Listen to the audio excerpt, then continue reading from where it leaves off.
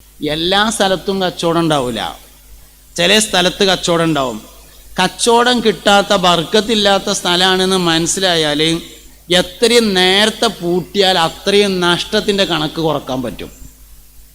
ബർക്കത്തില്ലാന്ന് തോന്നിയാൽ എന്നാലും പിന്നെ ഒന്ന് നോക്കട്ടെ എന്ന് തീരുമാനിക്കരുത്, വേഗം പൂട്ടുക നല്ലത്. എന്നാൽ നഷ്ടം അത്രയും കുറയും. തന്നെ ബർക്കത്ത് എല്ലാ സ്ഥലവും എല്ലാവർക്കും ബർക്കത്തുണ്ടാവില്ല. അങ്ങനെ ഏതായാലും ഒരു സ്ഥലം കാണിച്ചു കൊടുത്തു. മൂപ്പര് കയ്യിലുള്ള ചില്ലറ പൈസക്ക് എന്തോ ഒന്ന് വാങ്ങിങ്ങാണ്ട് ഒരു ടവല് വിരിച്ചിങ്ങാണ്ട് അതിൽ വെച്ചിട്ട് അവിടെ ഇരുന്നു.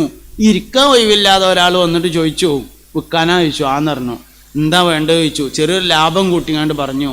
ആ സാധനം കൊടുത്തു. അതും കൂടിയും കൂട്ടിങ്ങാണ്ട് വേറെ സാധനം വാങ്ങി മുണ്ട് വിരിച്ചിങ്ങാണ്ട് ഇരുന്നു. വിൽക്കാൻ ഒഴിവില്ലാതെ ഒരാൾ വന്നിട്ട് വിൽക്കാനോ ചോദിച്ചു. ആന്ന് പറഞ്ഞു. ചെറിയൊരു ലാഭം കൂട്ടിങ്ങാണ്ട് പറഞ്ഞു. അതിനിട്ട് കൊടുത്തു. പിന്നെ അതും കൂടിയും കൂട്ടിങ്ങാണ്ട് വേറെ സാധനം വാങ്ങി. അങ്ങനെ അങ്ങോട്ട് കച്ചവടക്കാരനായി. ഭയങ്കര കച്ചവടം. അബ്ദുറഹ്മാൻ ഇബ്നു ഔഫ് റളിയല്ലാഹു അൻഹു പറയാണ്, എൻ്റെ കാര്യത്തിൽ അത്ഭുതമായി. എൻ്റെ കാര്യത്തിൽ അത്ഭുതമായി. എന്താ അത്ഭുതം?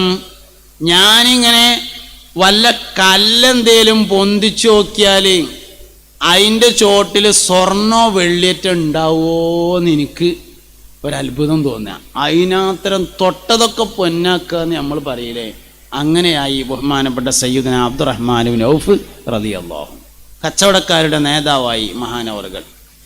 മഹാനായ അബ്ദുറഹ്മാൻ ഇബ്നു ഔഫ് റളിയല്ലാഹു അൻഹു ആണ് മുസ്തഫായ നബി സല്ലല്ലാഹു അലൈഹി വസല്ലമ തങ്ങൾ വഫാത്തായ സമയത്ത് ഉമ്മഹാത്തുൽ മുഅ്മിനീങ്ങളിൽ ജീവിച്ചിരിപ്പുണ്ടായിരുന്ന